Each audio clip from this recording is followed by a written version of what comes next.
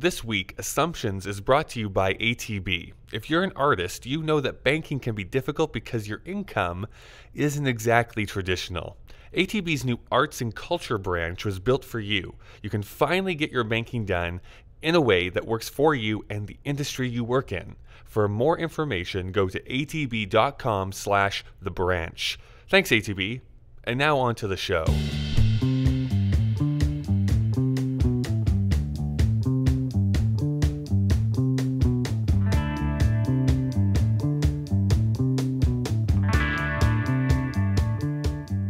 Am I going to need any tissues for this, Daniel? Are you going to make me cry? That's my number one goal in life. My identity is the cry maker. They call me that in my interviews. They're like, here comes the cry maker. Oh boy. I fall down to my knees. Eyes are raised to the sky. Okay, welcome back to another bonus episode of Assumptions. Kyle, it's your turn to be in the hot seat today. I know. I'm sitting on coals as we speak. That's right. Yeah, it's actually a special chair that warms you up as you sit, and it's designed for uncomfortable conversations. Last week, or I guess our last episode, you had the chance to talk to me about my summer, and the reason we're doing this, partly it's a filler. It's been a long time since we've released a season of Assumptions. We're hard at work on our next season. We'll get to that, talking a little bit about our expectations for that in the show. But in the meantime, we wanted to update you, our audience, on why it's been so long. But I also think it's kind of neat because we talked last time about how worldview, although it's rooted in ideas, it really is about people, and it's about life and the life lived. And one of the things we've tried to do on Assumptions is incorporate the theoretical side of our conversations with the relational side of our lives. I mean, it's a podcast about two friends for a good reason. So this is a chance for us to talk about how our worldview is influencing our lives as we just think back and talk about what's happened in the last 6 or so months. Now, where are you right now? Can you describe just where you are? Yeah, I can describe where I am. This is kind of an interesting setup that's going on here because this is the first time we've ever recorded an episode when we're not in the same room together. And it just so happens that I am currently sitting in an audio booth that is part of something called Media Lab, which is this business that I have started here in our city of Calgary. So currently, really, what I am looking at right now, I am sitting on just a normal office chair. There's a computer to my left. I'm speaking into a microphone, and I'm in a 3-by-3 foot room that has a whole bunch of soundproofing foam around me. There's a small little light that's turned on up and behind me to my left, and behind me is actually some soundproof curtains to make this sound the best it possibly can, at least on my end. I can't say what the audio quality is on Daniel's. Yeah, this is, if you've listened to our last 2 episodes and you've noticed a difference in audio quality, I know I have. That's not just our voices sounding more sexy. That's actually the equipment that you just described. But hang on a minute. I should be very, very specific. I am more sexy. Yeah, no, we haven't talked about, like, yeah, no, I meant just voices. You've gotten... Got it, yeah, got it. Okay, cool. But you've described all this equipment like it's some studio you're renting, but who actually created this? Well, I did. I am the crazy. person who created this from scratch. I don't know if you want me to launch into my kind of quick story that I usually tell, but I'm going to. No, don't, because hang on. That's okay. The story you usually tell. This is different, Kyle. This is your Assumptions family that you're telling it to. This is your That's true. friend. Okay, so I want you to tell the story, but I want you to, tell the story. But let's talk a little bit, maybe as we go along, as to how this new venture of yours that you've been dreaming of for a long time, it fits into your worldview and into your life. So let's just start out with, what made you decide to start your own venture? I think what it comes down to is that I saw, or I shouldn't say I saw, is that I felt that there was something missing here in Calgary and that I really wanted to see happen. And I felt that I might be the person who could usher that in. Interesting. And very specifically to that, and I think with any type of business venture, there is a little bit of bravado that goes into that. There's a little bit of thinking a little bit too highly of yourself. They're like, I'm going to be the one who changes this thing. Yeah. You know what I mean? Yeah. And for me, it was a couple of years ago. I was flying back from Los Angeles, and I was sitting on the plane, and I was thinking to myself, man, I really wish that Calgary had this thing called a YouTube space. What's a YouTube space? These are these buildings that Google actually owns that are in some of the major cities around the world, such as New York, Los Angeles, London, Toronto. There's these buildings that Google actually operates, and they have green screens and professional audio equipment, professional editing equipment that you can go in and you can use. Okay, so if I want to make how- a video, I can go off to LA just on my next California flight and pop in there. Well, not quite, because you are prevented from even entering the premises unless you have, I believe it's still 10,000 subscribers on your channel. Is that like So a if you- keychain you get, or is that like a little? Do they install it in your forehead? Like they scan you. Like, I don't you know. have 10,000 followers. That's a good question. Yeah, like you have this like brand on your left breast right, that you have to like, oh no, seriously, I'm 24601. I should be That's let right, in. I should be let in. Please. Yeah, I don't know. I mean, not to go off topic too much, but you do get an actual plaque Yeah. once you reach 100,000 That's right. and 1,000,000 and That's right. 10 million, Yeah, or I've the seen- three I've seen stages those. that you can get. Yeah. Okay, But so I saw this and I was really bummed by that because I really wanted to go and experience these. I'd known that they existed for a few years. And so after realizing I couldn't even go there and feeling kind of upset by that, there on the plane, I was like, wait a second. Why don't I try and start this? And that kind of just then escalated to the last year and a half of me trying to make this thing happen. did you have that attitude of entrepreneurship, like the ideas of wanting to turn ideas into an actual, leaving your well-paying job and your stable creative job and then able to do this? Was that something that came out before, or was this just a spark that arrived on that flight? Yeah, this is kind of the spark that really ignited the whole thing. I didn't really look at myself as an entrepreneur. I didn't really have any aspirations to become one. In the back of my head, sure, all these creative pursuits I have, whether it be podcasting, video making, Right. book writing, Yeah, that sort of thing, is totally. like, yeah, that'd be cool if that was my full-time gig, that I Okay. could just be that creative person. Yeah. But even with that, it was more a solo mission. Like, it was not involving other people specifically. Right. And this is the first time I was like, no, I really want to create this community. I want to bring people to me so that we can all have the shared benefit of Yeah. this thing that I have in the back of my head. Interesting. That's an interesting emphasis that you have on the shared thing. Like you're not, because if you look at other creative, I've known you for a while, and one of the things that that caused us to remain strong friends and become strong friends was that sense of creativity and the initiative that you took to do fun projects like write a script or do a solo presentation at a community theater, right?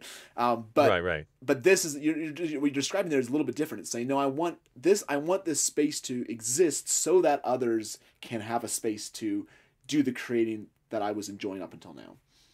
Right. And I think that's a lot of it, is that when I was first starting out, Mm. I would have loved if something like this had existed. I would have loved there to be classes that I could have gone to, that there was a community that I could discover, that if I wanted to make my creations look just that little bit better, that there was a place I could go and make that happen. Mhm. And now there kind of is. I shouldn't say kind of is, there Yeah. is. Just selfishly, because this is our podcast, but it just struck me that up until your previous collaborations were mostly solo. Your YouTube channel was a solo project, even though your theater events that you put on involved other people. It was still the Kyle Marshall Show. Yeah. Do you think is Assumptions kind of a stepping stone? Do you think in that process, because it is about the two of us and it's about the broader community of our listeners? I definitely think that it plays a part. I mean, there is other podcasting projects that I've done, Sure. which have always incorporated true. another Yeah. person. Yeah. But I think that Assumption specifically is something that we're both equally involved with. Yeah. Meaning that there's definitely things that you do very well, and I let you do those things. And Sometimes. then sometimes that's Yeah. right. But I think that there's a true partnership that Uh-huh. happens with this creation, and there's a lot of self-doubt that Uh-huh. I've had in my life and that I've struggled with. And I think that's prevented me from reaching out and doing collaborations in a much more Hmm. detailed way, Hmm. because inwardly it's like I don't want to disappoint other people. Yeah. I'd rather just disappoint Right. myself and Right. that I don't have to worry about it. So that's fascinating. And I just can conclude that part about assumptions, just saying that one of the things I've enjoyed about this podcast is the amount of times we'll get messages from people. Not that many, but we do get messages, or we hear of listeners, whether it's friends or acquaintances that hear about our show and talk to us about it. And it just feels like we're creating that space for this kind of discussion to be facilitated. I agree. And that's kind of what you're hinting at your vision with Media Lab, is it's creating a space for others to do something that previously might not have been open to them. Yeah, I agree. And you haven't been able to attend some of these other meetups that I've That's gotten true. to go to, Yeah. where I've presented what Assumptions is and what our guiding mission Mhm. is all about. And all I hear are people that are super enthused Mm. and are excited about that idea. Yeah. They kind of get it right away. It's like, yeah, Yeah. you're right. There isn't a place where there can be like this civil discussion Yeah. about complicated topics. So I'm glad that there is that appetite for it. Yeah, let's go back to something you just brought up, the idea of Yeah, self-doubt. let's stop congratulating Let's talk about, ourselves. let's This talk is more about just disgusting. you and not just both of us. Okay, cool. But you had this, you just mentioned something that I thought was very insightful, that idea of self-doubt and the feel of failure, of letting people down. When I've watched you as a friend over the last 6 months, as you've really got Media Lab going, and you've started to put aside other sources of revenue and income in order to make this happen, it just has struck me at how terrifying it must be to be in your shoes. What was that process like of overcoming that self-doubt and to get to the place of actually starting it? Let's start with that, and then we'll talk about what it's been like since you started it. Yeah, I mean, I was very hesitant as I went down this rabbit hole because I had the idea, and the idea is all fine and everything, and it's like this perfect creation in your mind, Yeah. and it's It's like there, my it's essay yours, drafts. and exactly. So it's like this perfect thing that doesn't really exist, but exists in your mind, and so you're the only one who knows about it, and then you start telling people. And you start getting guidance, and you start reaching out to contacts, and you start trying to figure out how this is going to happen. And over time, that perfect creation that's in your head, there's like a little ding here, a little scratch there. You have to kind of go with what you have instead of what you want necessarily. So there's a little bit of give and take. And pretty soon, by the end of it, it's still your creation, but it's not this beautiful, glorious thing Right. that you had in your mind. It's a Right. version of that, and Yeah. you can be excited about it. But that first spark, I don't think is ever going to be the true representation of what it is. And so when I began to realize about, I don't know, I would say 4 to 5 months into the process, that, you know, there's going to come a time where I kind of have to do this very clean break and just be like, okay, this is my thing now, and I can't devote 45 hours a week to somewhere else. Mm. I have to have the majority of my time over here, and that is going to hit me financially. Yeah. I'm going to not have as much money or any money coming in to make this thing work. And I think that the majority of the time over the last a few months has been just getting myself prepared for that Hmm. and understanding like this is just going to be my reality for Mhm. the next foreseeable future, that this is just going to be how it is, and I'm going to have some sort of faith that it's going to get better over time, And so when or you- it won't, and I'll be homeless, and Sure. we'll go from there. Yeah. Okay, and then so that it was really a moment of you realizing that you had to take that leap. Was there anything just emotionally or just that prepared you as a person to get there during those that week? Like, what was that? Was there any breakthrough moments, or was it just this idea of I've got to do it practically? Yeah, I think it's mostly that I just have to do it. Yeah. And I found that the true for anything that I've done, whether it was like my one-man shows that I Yeah. did, or certain video ideas, or even making the Assumptions podcast. I mean, it's just at a certain point, okay, we've talked about it. Now we have to kind of just do it Yeah.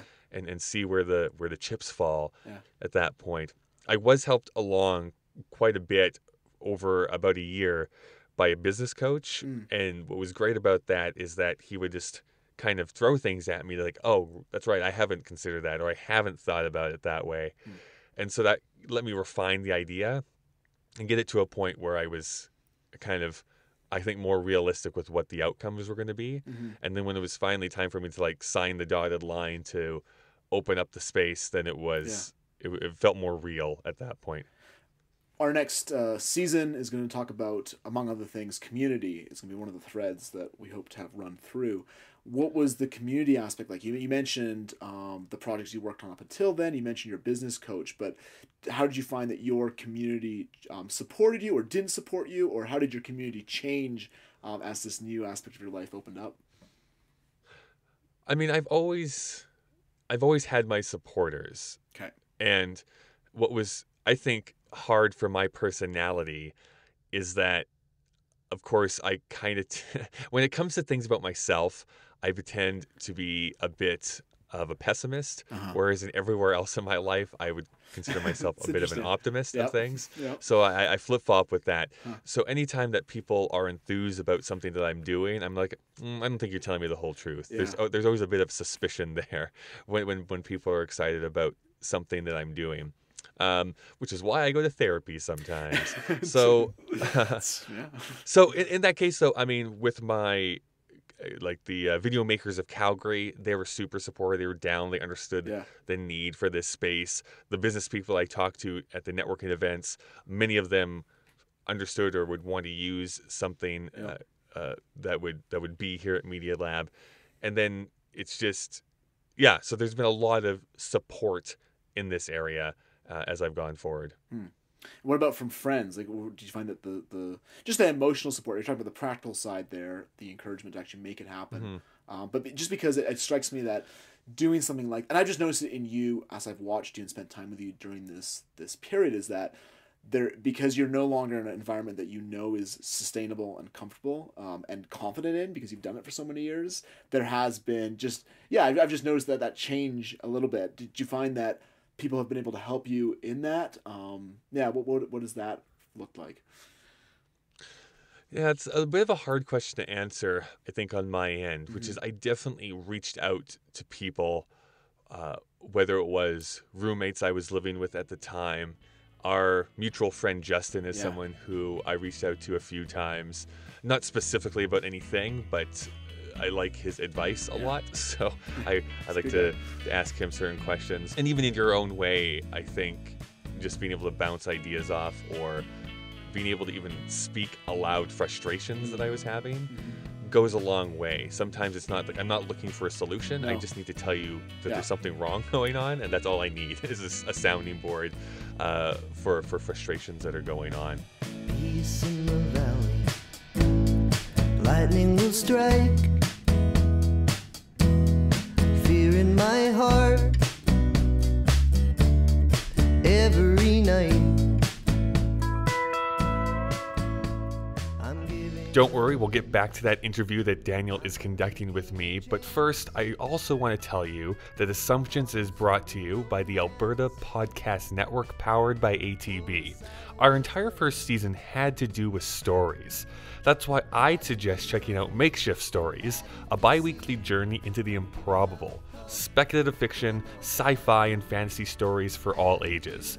Check out the podcast Makeshift Stories and many other shows by visiting albertapodcastnetwork.com. And now, back to the show. The hard part, I mean, you talk about community, and community has always been something that I've tried to cultivate, that I appreciate.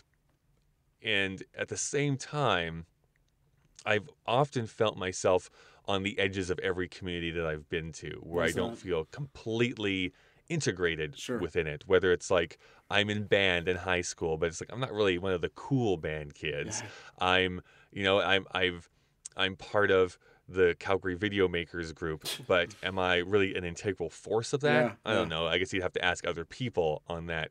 I'm not the biggest YouTuber. I'm not the most famous podcaster. I'm always on the fringes of Mm-hmm. all these different, I don't know, identities Mm-hmm. that I have. Mm-hmm. And so to try and force myself or to position myself as being a leader in something has really taken me out of my comfort zone a whole lot.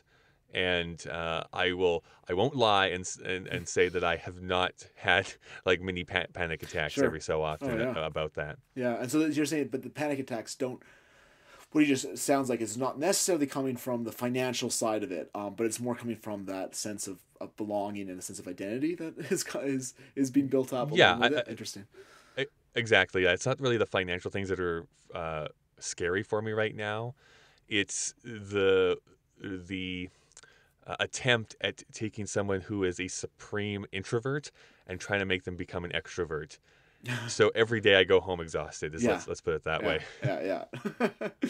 It's interesting that you're talking about that desire for feeling like you're on the fringe the whole time, and the desire for connection. C.S. Lewis has this famous essay where he talks about the inner ring, and he was an academic, so he described it in the academic circles that he was part of, where you always felt like there was another level to get into, and that you were being left out of.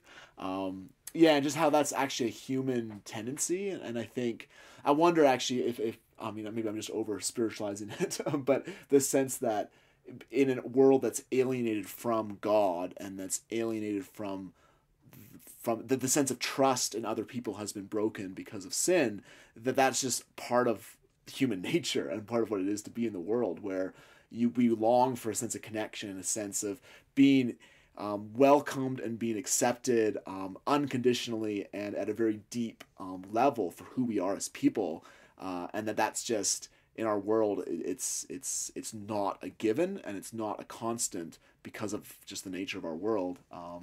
Yeah, because I've definitely felt that in my own way, and well, according to Lewis, everybody does. Yeah, no, I certainly agree with that analogy.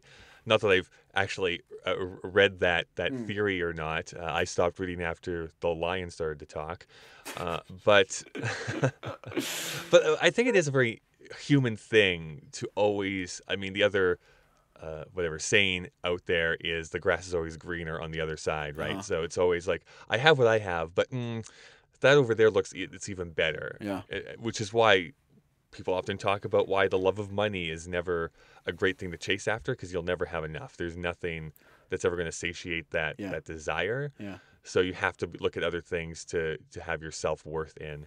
Yeah, and even you mentioned identity briefly, and it's something that I've thought a lot about my own life, and as I fail in certain efforts or join new efforts, it's at work when things don't go as well as I'd expected, or when I enter a new environment like school, how much the identity becomes what you rely on, and when that breaks and when that crumbles, when that isn't as solid as you think it is, I find that's some of the most interesting times in life, or the most challenging times in life, is when that takes place. And I think it's going to be something, I hope it comes up a little bit in our next season, because I think sexual identity actually plays a part of that, and it becomes very much a part of the language of that debate in our society right now, where we rely on our identity in something rather than anything else. Well, I've discussed this before in like videos and even in written projects of how being a bisexual man is once again I feel pulled between two different worlds a whole lot, where I don't want to maybe jump the gun of the episodes that we're Sure. going to be recording, but I mean, I think that at times I can pass for a straight man Sure. in certain situations, and yet I don't 100% feel, I don't know, integrated into that community, Sure. whatever that community is. And even when I look at the LGBT community, I feel sometimes ostracized from that community, because even for many years, bisexuals were excluded from that. So it's always, again, at the fringe and not feeling welcome into any one particular area, which I'm sure has vastly influenced my Interesting. current sense of self and self-worth. Yeah, I just think that self-worth is something, no matter what your identity struggle is it's part, again, a part of being human and part of working it out. Like, also, I'll just say that the straight man community, if you follow the news in the last couple months, it's apparently not the best. Yeah. Just saying, it's just. I don't know if you want to be counted among. I definitely agree. You talked a little bit just earlier about pessimist, like how you're an optimist about most things in life, which has been one of the themes of the first season, and how you're optimistic for the hope of humanity achieving things on its own. But you say you're a pessimist towards yourself. Yeah. So does that? How do you reconcile those two? Yeah, it's a constant battle in between me. It depends on how real you want to make this podcast right now, but I will admit to the fact. Yeah, I'll admit to the fact of this. Between the ages of about, I would say 15, maybe 14 or 15, up until me being 31. So do the math, because I'm terrible at math. Okay. I'm 34 right now. Okay. So whatever that is, that's 15 some odd years that were going on. I can legitimately tell you that every single day I said to myself that I hate me, like I hate myself. That was a constant mantra that was going through my head the entire time. And so that was to do with a lot of different things. But because that was built up so much, until I went and sought help with that, with therapy and stuff, I think that played a lot in myself, where I was the worst part of any situation, where I looked at other people and said, hey, they're doing great, they're doing well. They may have struggled, but they overcame it, and I never will, or I'm the reason why bad things are happening. So there's the constantly putting myself beneath every single person. Now, since that time, I don't think those thoughts, and those thoughts seem very alien to me at this point. And so I think the last 3 years have been me grappling with the fact that, I think I was my biggest roadblock in all this stuff. It was me preventing myself from pursuing different careers or different ideas, and I have to make up for lost time. And so I think, for me at least, what I try and do the most is that if I ever find myself in that pessimistic state, I really have to stop what I'm doing and really internalize things and ask myself, is this a reality of what's going on, or is this just my head saying that this is what's going on? And really analyze that a lot to come to that decision. And how is that then, so in this new context of your life, where you're now have more opportunities to worry, I guess, about your own failings, right? Because you're actually relying on your own abilities to create an income rather than a fixed position. How has that affected that mental struggle? Yeah, I think it's just setting proper expectations for myself. When I started this venture, I drew up a business plan, and I went through different scenarios, and I had to be honest in saying, you know what, just based on my clout currently in Calgary, this is going to be a slow burn. This is not something that's going to open up and be like the biggest thing since sliced bread. Yeah. Right? Sliced bread is pretty big, though, so I mean. Exactly. Yeah. I mean, sliced bread saved my family. Yeah. So I have to realize that this might be 6 months, a year, 4 years before things are where I actually want them to be. And I have to be at least somewhat okay with that. And if I'm not going to be okay with that, then I probably should pull the plug right now. Right. Because I won't be able to do it. That's not to say that there won't be hard days, good days, and et cetera throughout the next whatever future this is going to be. Yeah. But I think it's setting those expectations with myself, that if this is something that fails, it's not necessarily my fault. Okay. That it just might be that it's it's not the right it's time. Not ready for prime time. Yeah, sliced bread took, how many thousands of years of bread to exist, right? Like, it might just. That's right. Yeah. Some guy in the Middle Ages. Imagine that guy and be like, wait a second. Yeah. We can do this. Yeah, and everyone's like, no, this is the wrong time. He was born in the 18th century. Jebediah Wonderbread is actually who decided that. Great dude. Really respect him. One of the things you mentioned that it just struck me as interesting, back in, I think it was in our recap episode where we were talking about the our episode where we talked about, what was the name of the episode where we talked about, Dance Dance Otherwise You Will Die. So this idea of what is your legacy, what is it that you're creating that will outlive you. And in the recap episode where we went back and discussed that again, I think you mentioned that your legacy doesn't have to be a creative project in your mind. It could be a family, and you actually said, or it could be a business, which of course is interesting because you were starting at the time. So I guess you were talking just now about the idea that this might fail, and it might not last. But that idea that being a legacy to you, does that come into your thought process or into your scope of what this project is? It does. Yeah. It is something that I hope is obviously successful, and I want that to be something that's meaningful and that people find value in. But going back to that original comment, I still do believe that. Whether business is going to be my legacy or being the cool uncle is going to be my legacy, in some ways I don't really have any say over that. Like what people are remembered for is going to be decided upon the people around you in many ways. So the only thing I can really truly do is be the best person I can try and be and do the things that I like to do. And then whatever my legacy is going to have to be drawn from that. Do I want to be looked back at fondly? Do I have a fear of being forgotten? Yes. I don't think you've had the chance to see Coco yet, Daniel. No, I haven't. But that's what a lot of that movie is about being forgotten by family. Frozen short before the thing that put me off. There's a 25-minute Frozen short before. Yeah. I definitely recommend going and seeing it just so we can have a larger conversation about it, because it has a lot to do about death, the afterlife, family, music. I bring it up because I ugly cried in the middle of the theater, bawling in between the parents and the young children. It was really embarrassing, but it really got to me because it pulled in these themes that I think about more than probably the average person does, which is like, what's my relationship with my family truly like? Like, what are they going to think about me when I die? Am I leaving something that should be remembered in the first place?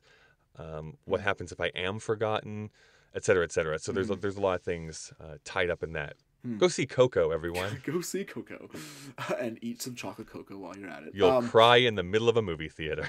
Yeah, it's encouraging having this discussion. I think for one reason, I'm really looking forward to.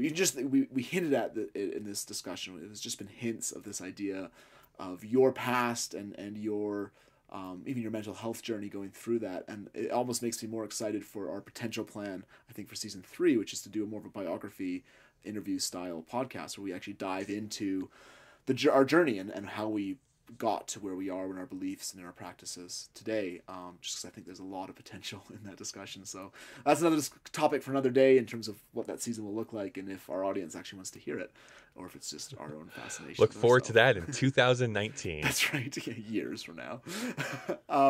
We are the Marvel Cinematic Universe of podcasts. We're going to tell you what our next 30 years are going to be. That's right. There is a 5-year plan. Anything else that happened in the last, 6 months, summer, that you want to touch on? I mean, nothing specific. I think the big thing here is of course the business and really discovering that there is a difference when you are running a business versus when you're kind of on the outside looking in. Sure. I mean, that's kind of a very kind of obvious thing, but I think for the longest time, it was really hard for me to envision myself as a businessman, because I think the concept of that is like, I put on a suit, I have my briefcase, I go downtown, I clock in, clock out, and come back, and I'm a business guy. I talk business about business things. And I think that there's actually a lot more creativity than what people understand normally. And I think that corporations and other businesses get a thrown under the bus or get a bad rap, and sometimes rightfully so. But I think I know that the majority of businesses are small to medium-sized businesses in both Canada and the U.S.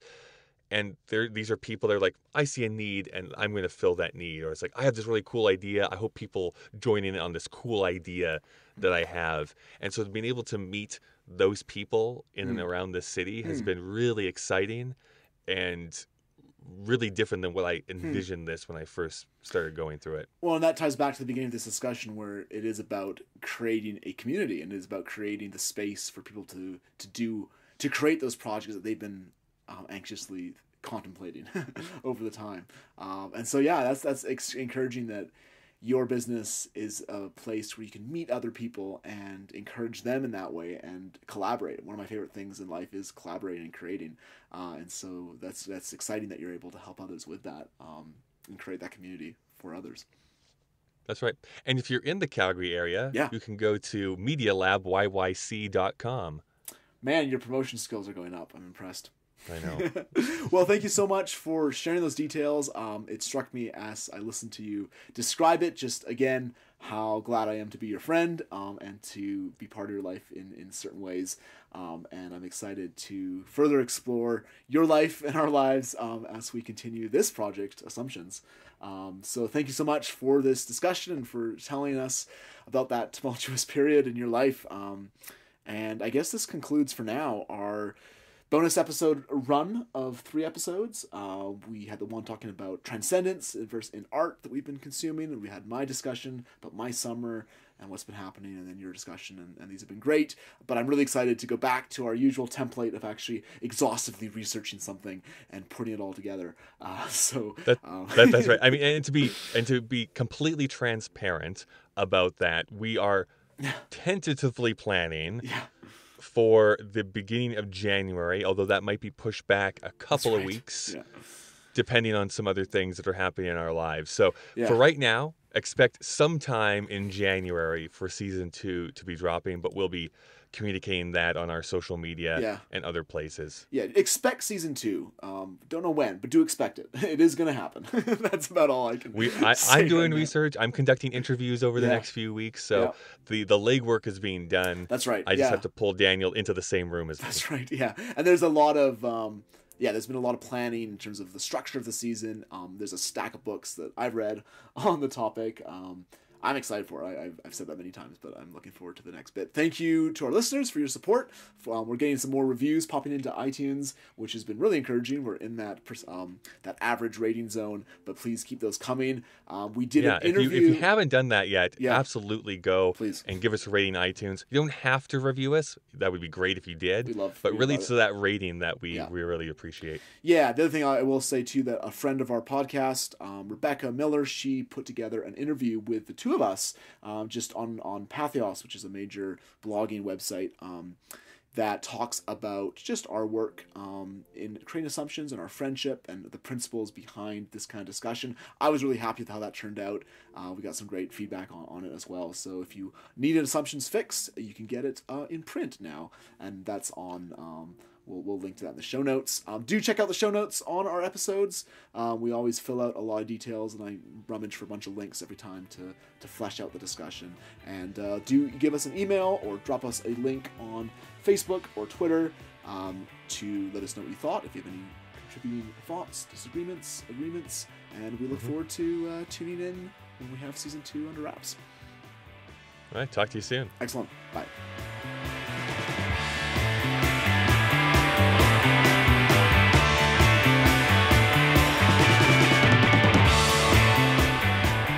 Thank you so much for listening to these bonus episodes of Assumptions. Like we said there at the end, we're sure to be back here sometime in the new year. Until that time, I should let you know that Assumptions is written and produced by Daniel Melville Jones and Kyle Marshall. That's me. Our soundtrack comes from the Parson Redheads, whose new acclaimed album, Blurred Harmony, is available everywhere. Podcast artwork is designed by Chris Taniguchi, and photography is by Jen Hall. If you have any feedback, you can drop us a line at assumptionspod@gmail.com or hit us up on our Facebook page. Lastly, if you want to help out the show the most, you can leave a review or a rating on iTunes or wherever you get your podcasts. Until we speak again, have a great day.